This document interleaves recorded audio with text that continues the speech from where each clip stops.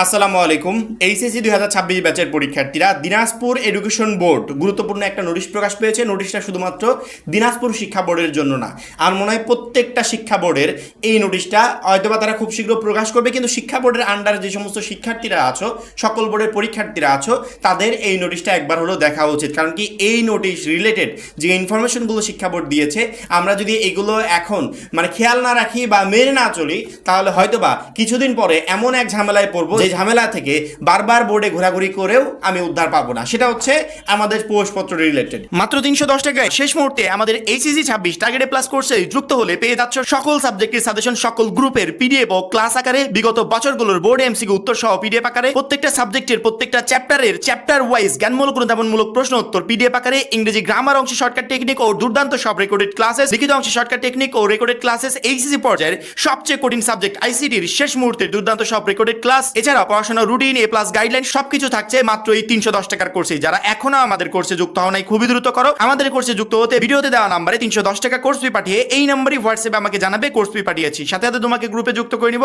তখন থেকে তোমার ক্লাস প্রস্তুতি শুরু হয়ে যাবে। রিসেন্টলি আমাদের প্রবেশপত্র বিতরণ হচ্ছে, অনেকে অলরেডি প্রবেশপত্র পেয়ে গেছে, কেউ পাবে আজকে, বা কেউ সামনে 2-1 দিনের ভিতর পেয়ে যাবে।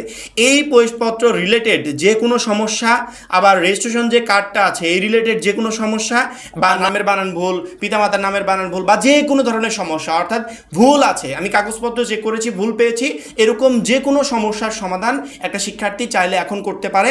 পরবর্তীতে হয়তো বা টাইমটা পেরিয়ে গেলে তখন আর কোনোভাবে সলভ করতে পারবে না, তখন বারবার করে আমাদের কাছে মেসেজ দিয়েও তোমার কোনো লাভ হবে না। একটু স্ক্রিনের দিকে খেয়াল করো। দিনাজপুর এডুকেশন বোর্ড বলেছে 2026 সালের এইচএসসি পরীক্ষার না পাওয়া প্রবেশপত্র, অর্থাৎ কেউ এখনো প্রবেশপত্র পায় নাই, যদি এমন কোনো শিক্ষার্থী থাকে, আমরা দেখি যে বোর্ড পরীক্ষার 1-2 দিন আগে আন্দোলনে নেমে পড়েছে, এখনো প্রবেশপত্র আমরা পাই নাই। শিক্ষা বোর্ড বারবার করে বলছে যদি কেউ না প্রবেশপত্র পায় তাহলে তারা আমাদেরকে বলুক, আর কারো প্রবেশপত্রে ভুল থাকলে তারাও বলুক। এখানে বলেছে না পাওয়া প্রবেশপত্র বা প্রবেশপত্র সংশোধনী চেয়ে পরীক্ষা শাখায় আবেদন সংক্রান্ত কিভাবে কি করতে হবে, টোটাল এভরিথিং বলেছে, একটু দেখে নাও। 1 নম্বরে, প্রবেশপত্র না পেলে ফর্ম পূরণের প্রমাণ সহ প্রবেশপত্র প্রাপ্তির জন্য পরীক্ষা শাখায় আবেদন করা যাবে, অর্থাৎ আবেদন করলে বোর্ড থেকে এটা খুব দ্রুত ঠিক করে দিবে। 2 নম্বর, প্রবেশপত্রে পরীক্ষার্থীর প্রয়োজনীয় কোনো তথ্য না থাকলে, অর্থাৎ একটা তথ্য থাকা দরকার, সবারই আছে, তোমার নাই, অস্পষ্ট থাকলে, যে তথ্যটা ক্লিয়ার নাই, অথবা আংশিক মুদ্রিত থাকলে, অর্থাৎ তথ্যটা প্রিন্ট করার সময় অল্প একটু উঠেছে অল্প একটু উঠে নাই, যদি এরকম কোনো কিছু থাকে, তাহলে রেজিস্ট্রেশন কার্ডে মুদ্রিত তথ্য মোতাবেক সংশোধনীয় প্রবেশপত্র চেয়ে আবেদন করা যাবে। অর্থাৎ তোমার রেজিস্ট্রেশন কার্ডটা ঠিক আছে কিন্তু প্রবেশপত্র ঠিক নাই, তাহলে রেজিস্ট্রেশন কার্ডে যে ইনফরমেশনগুলো ঠিক আছে ওই ইনফরমেশনের একটা কপি বা ওই ইনফরমেশনের তথ্যগুলো ঠিক আছে এমন তথ্য লিখে একটা আবেদন করতে হবে যে আমার রেজিস্ট্রেশন কার্ডে সব কিছু ঠিক আছে, সেই অনুযায়ী আমার প্রবেশপত্রটা রেডি করে দেন। পরবর্তীতে তারা প্রবেশপত্রে টোটাল ভুলগুলো সমাধান করে দিবে। 3 নম্বরে, প্রবেশপত্রে আংশিক বিষয়কে সকল বিষয় এবং সকল বিষয়কে আংশিক বিষয়ে রূপান্তর সংক্রান্ত সংশোধনী প্রবেশপত্র চেয়ে আবেদন করা যাবে। অর্থাৎ তোমার কাছে ভুল মনে হচ্ছে এমন যে কোনো সমস্যার সমাধান তুমি এখন বোর্ডে আবেদন করতে পারবে। বোর্ড সেটা পরীক্ষার আগেই সমাধান করে ইনশাল্লাহ নতুন একটা প্রবেশপত্র তোমার হাতে তুলে দিবে। কারো যদি রেজিস্ট্রেশন কার্ডে কোনো প্রবলেম থাকে, সেই আবেদনটা যদি অলরেডি করে থাকো, কারণ কি এখানে একটা বিষয়, প্রবেশপত্রটা মূলত রেডি করা হয় রেজিস্ট্রেশন কার্ডটা দেখে দেখে, রেজিস্ট্রেশনে যে ইনফরমেশনগুলো আছে ওইগুলো দেখে প্রবেশপত্র পূরণ করা হয়। সেক্ষেত্রে যদি রেজিস্ট্রেশনে ভুল থাকে তাহলে প্রবেশপত্রেও ভুল থাকবে। রেজিস্ট্রেশনে ভুল না থাকলেও অনেক সময় প্রবেশপত্রে ভুল আসে প্রিন্ট করার সময়, সেই জায়গা থেকে যদি তোমার রেজিস্ট্রেশনে ভুল হয় তুমি আবেদন করো, যদি তোমার প্রবেশপত্রে ভুল হয় তুমি আবেদন করো। যে কোনো ধরনের ভুল, যে ভুল পরবর্তীতে সংশোধন করতে পারবেন, এখন সময় দিয়েছে, এখন আবেদন করলে আমরা সংশোধন করতে পারবো। শুধুমাত্র দিনাজপুর এডুকেশন বোর্ড না, সকল বোর্ডের জন্য এই নোটিশটা। সকল বোর্ডের শিক্ষার্থীরা নিজেদের কাগজপত্রগুলো ভালো করে চেক করো।